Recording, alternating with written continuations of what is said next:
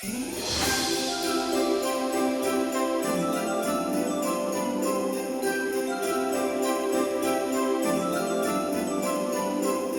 think this is such a success, the theme for this year. I love this purple and very shades of blues theme. It really just goes so well with our Christmas ideas and harks back to the past, and plus our modern gin bottles, and it makes the castle look beautiful. It's really Christmassy. It's very spiritual, Very isn't it? spiritual indeed, both for the the past bishops of Winchester and the Highclere Castle gin, definitely. So Highclere Castle was owned by the bishops of Winchester for 802 years, to be precise. And our earliest written records go back to Anglo-Saxon times, 749 AD. So someone's been living here and celebrating Christmas for 1300 years, which I think I love in this very difficult and challenging world. It gives me a sense of an anchor and reassurance. So we've taken the idea of the bishops and the purpleness of their robes and the spirituality of the time and incorporated that in all the decorations. And, of course, Highclere Castle gin also looks back to that. So that's why it's got a purple bottle, and as well as being the most delicious spiritual drink. So hence all the theme, both outside and inside. In fact, the bishops in the medieval church actually really perfected the art of brewing and some spirits. So we can owe much of the beers and ales enjoyed to them, to their finesse and their ability to brew beers. And there was a brewery here at the time. We've obviously switched from beer to gin, but nevertheless it's the same idea. But the farm still grows special barley for brewing every year. Forgive me, yes. There we are. And we produce our own beer, but nevertheless, so it's all kind of wrapped up in the usual slightly eccentric approach.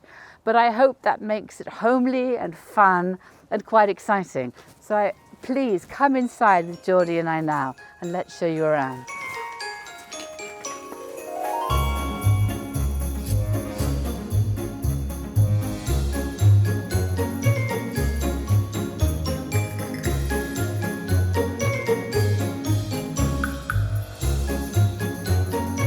I think this is possibly the biggest tree we've ever had, Geordie. And it takes a whole day to decorate this tree.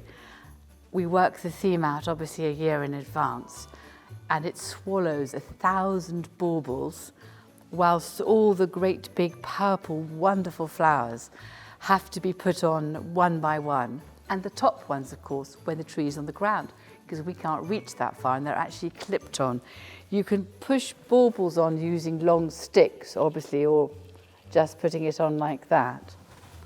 But it is quite fun. And Sally, who runs the gift shop, is our chief Christmas elf and the boss. And she sits there in a chair, very smartly, as and sort of conducts her orchestra up the ladders and all that we're doing, because then she begins to see the balance of it. Truly, isn't that the so? director's chair. She's in the director's chair. She is indeed.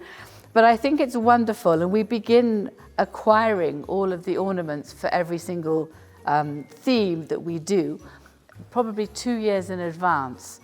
It just takes some time to bring together the quantity we need. So it is team building Highclere style. Yes, it's quite fun. Of course, the tree is on the ground for quite some time with its head that end while we're decorating everything. And then we have to slowly all haul it up vertically. And my job normally is to be right at the top in the gallery, holding on a rope, which is fixed at that top end of it, and very slowly, with ours help, guiding it up so it sits perfectly in the right place. And then I have the difficult job of holding out a long stick and doing the first twirly bits to get the first lights round in the circle at the top, which is a bit of a gamble, really, because it often makes a bit of a mess of the wire. But we got there in the end this year. Yes, you did. And you didn't give enough slack. I heard the word slack. And I was Sally. feeding out the long line of all the lights, and then also trying to get it looped around the top correctly. But I think in the end, between us all, we made a rather wonderful job, as it is one of the best ever trees in terms of rich colour and sparkle and all the festive joy of Christmas, and this purple theme that harks back to the many years when the bishops of Winchester were in charge here, and their purple robes would have been around. Well, and of course our wonderful purple gin as well. So it is fun. I think it's 28 foot. The whole of this saloon is 50 foot high. So that's one way of judging how tall the tree is. And despite John Gunter, our castle manager's concerns when we get over 22 or 23 foot, it does look completely magnificent. Our main objective here is so it's not too wide, so you can access the rooms either side. So we've welcomed people here for carol concerts, for gift and shoppings, for afternoon teas, for so many different events, and a Christmas carol over this past Christmas period. And we need to be able to fit the audience in here as well and accommodate them, so they have a really special evening. What would Mr. Scrooge have originally thought of this amazing tree? It would have been all bar humbug, but of course he would have been converted by the end of the show. I know. So around the tree we have so many different events, and one of Geordie's and my favourites is the reenactment of A Christmas Carol, which we begin late afternoon for 2 evenings on a row, so that it's getting dark and it's just got the candle light around the saloon, and down here we put on some more, obviously, battery-operated candles around the fireplace here. And we're all drawn back into the Victorian times and the thoughts of Christmas past, present and future. I love that evening. It's really special. We had Gerald Dickens, he acts it out. We also had a lovely young man called Robert Dickens working for us. And there's some wonderful collections of Dickens' work in the library. He was the celebrity of his time. Charles Dickens really created the Christmas, which we all enjoy today. When Downton Abbey was filming here, we used to have 2 Christmases every year, because they would film their Christmas special in July. It was the only hot day usually of our entire summer, and they'd be all dressed up in furs and lots of warm clothes, and they'd be standing around the Christmas tree, which they'd put exactly where we put ours, and they'd be singing Silent Night or something like that. Michelle Dockery, who acted as Lady Mary, has got a lovely voice, and actually so do many of the rest of the cast, Mrs. Hughes, for example, or Mrs. Patmore. So they were singing here stoically, feeling very warm whilst they sang. Now, the crew, of which there are about 120, were all around them, filming them. They'd be wearing shorts and T-shirts, so it was so surreal, the whole thing. But the Christmas specials used to mark Christmas Day for all of us for some 5 years, because they began after the first series to bring us a Christmas special every single year. So we loved them in this country, and I'm sure you did as well. So now let's go and find another room. Where should we start? Well, you choose. Drawing room. The drawing room next, okay. Actually. Yeah. Drawing room it is. Come on then, you two.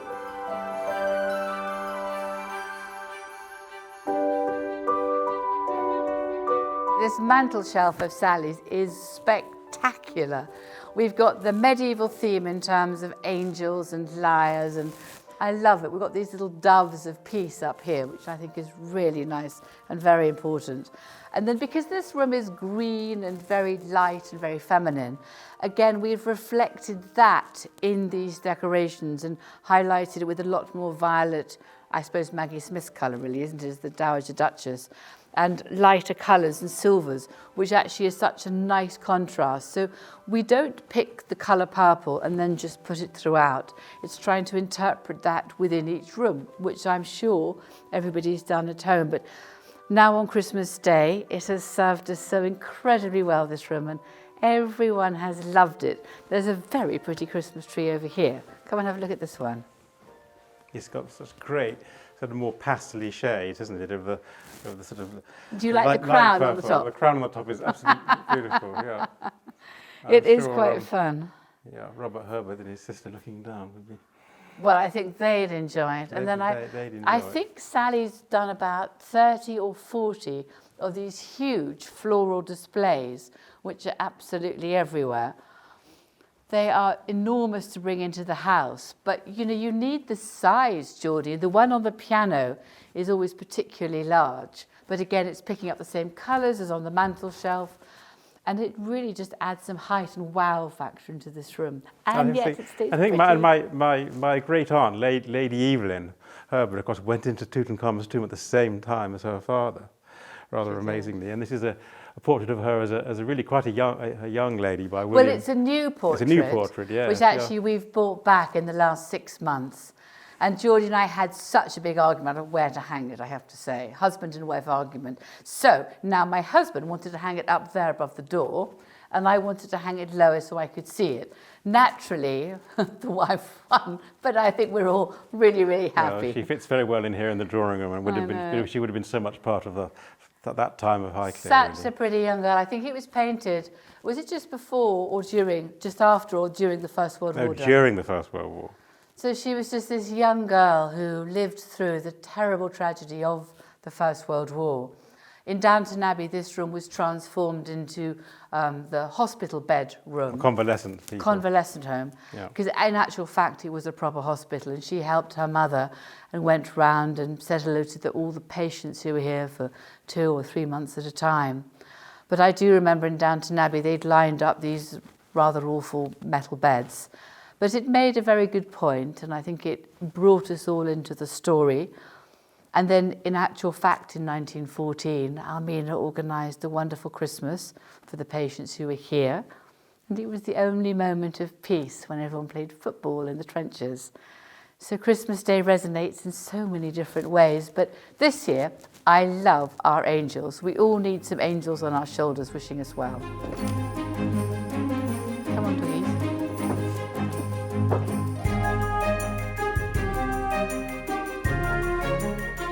We've now brought you into the music room, which is such a pretty room. And Sally and all the Christmas elves have taken the purple theme to decorate it. And then they've had quite a lot of fun with all the gin bottles, which are both on the trees, in terms of little signs saying gin, and all around the bottom. And at this time of day, I think Geordie and I definitely deserve a cocktail. So we are taking the gin and putting it in our glass, exactly where it should be, to say cheers. Cheers. True spirit of Christmas. A very good spirit. Now this is completely delicious. It's in honour of Viking, so it's this most wonderful red colour. So we haven't gone with our purple theme. And the gin has taken some of the orange which is in it to both decorate the glass and to balance the delicious cocktail within it. Actually, and I've done a very pretty shot for a newspaper, looking at the gin over there, amongst all the purple. There's less of it now to photograph, Geordie, because I've been just tasting it as I go. This room was actually here from the 18th century. It's a beautiful gilded room with a painted ceiling. And it's just quite fun. It was decorated with the spirit of fun and expanded later on as the house grew in size and the ceilings grew in height.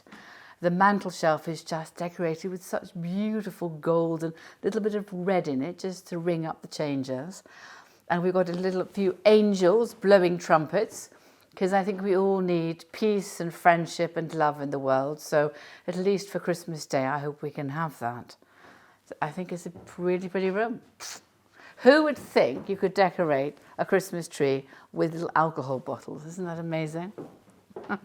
And even the early record player with its valve at the back, with his master's voice. Can you imagine the great 20s music that would have been emanating from this wonderful... And dancing all around, yes. Exactly.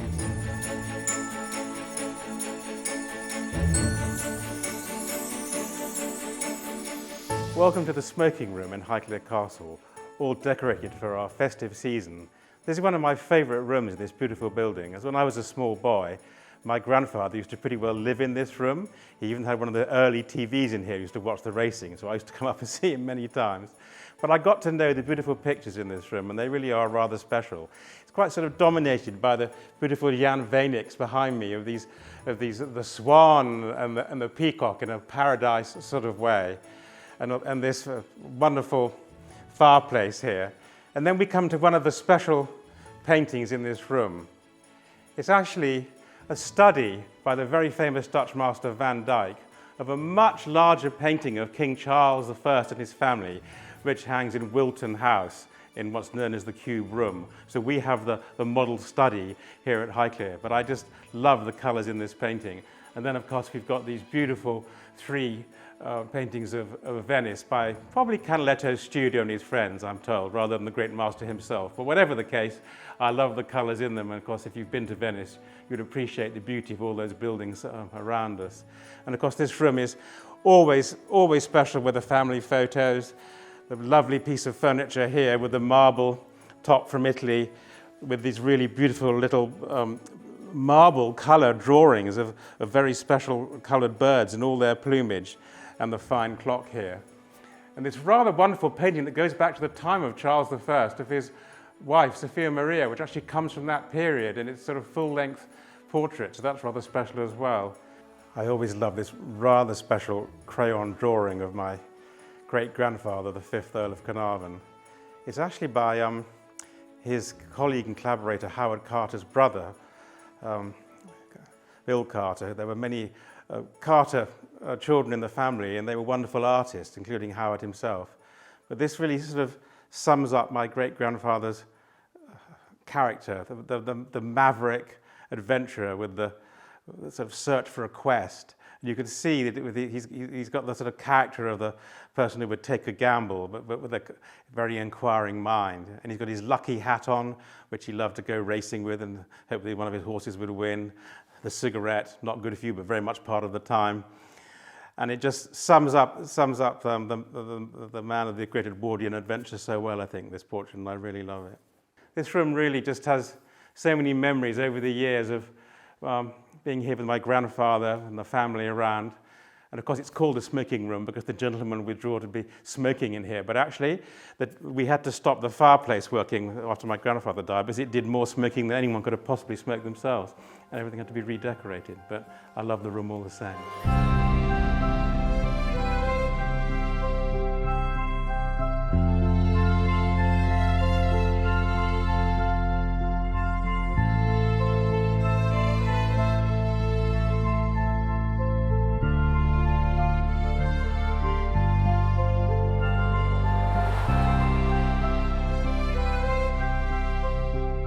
Well, I hope you like the library. It's one of my favourite rooms.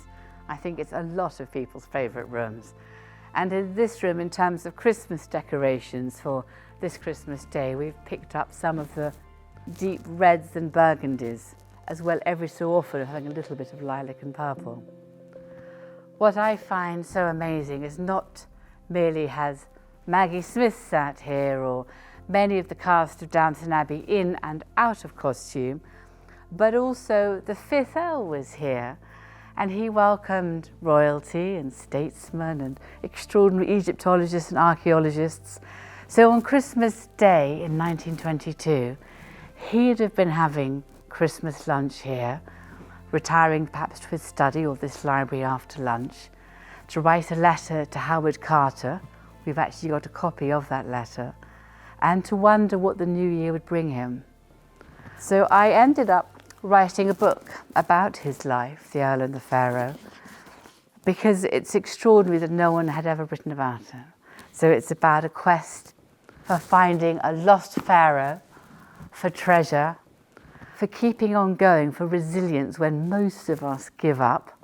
And at the end, of course, he and Howard Carter found the only royal tomb intact. There are so many cruises you can go on with Viking, and of course one of them is to Egypt. And my husband stood as godfather to one of the Egypt ships, and we have to see what the future brings as well, so I'm not going to tell you anything about that.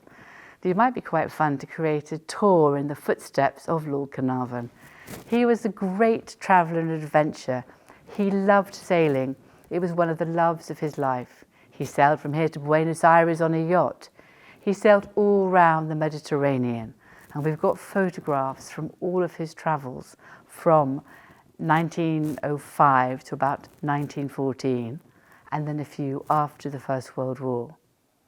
So Christmas Day, 1922, he must have been wondering what he was going to find within the further rooms of the shrine of Tutankhamun. In the end, of course, it led to his death, curses, and many other parts of the story. So I hope on a winter's day in January or February, you might pick the book up, and maybe in February, come and watch us as we try and reshare the story of breaking through into the shrine room. But in the meantime, enjoy this library with me. It's got 6,500 books, and I think it's 4 or 5 huge floral decorations from the hand of Sally Popperwell and all her work.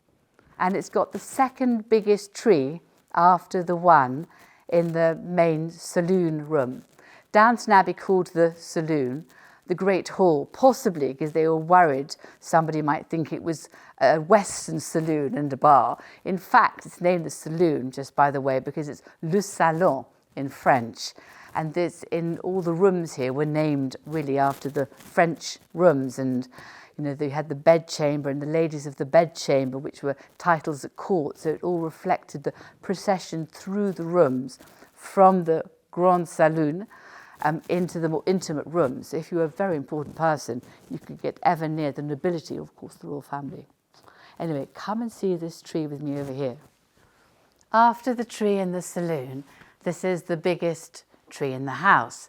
I suspect it's about 20 foot high, and it's got a really cute crown on the top, and it's missing a flower. The advantages of all these rather lovely flowers is that when they fall off, they don't break, and I can just wind it back on again, and hopefully it's going to stay.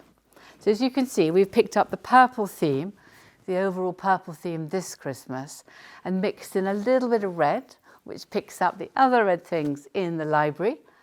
And it took quite a lot of a day to decorate this tree, actually. I think it just really absorbs the baubles. But this is a big magical room, so it needs quite a big tree. And as we come to the end of Christmas this year and Christmas Day this year, I hope you've all had a very relaxing Christmas as well as we have, because everything's done. We've all eaten far too much. And I think my husband's already gone out with the dogs for a walk before it's dark, and I'm going to take the last 2 dogs out and go and find him.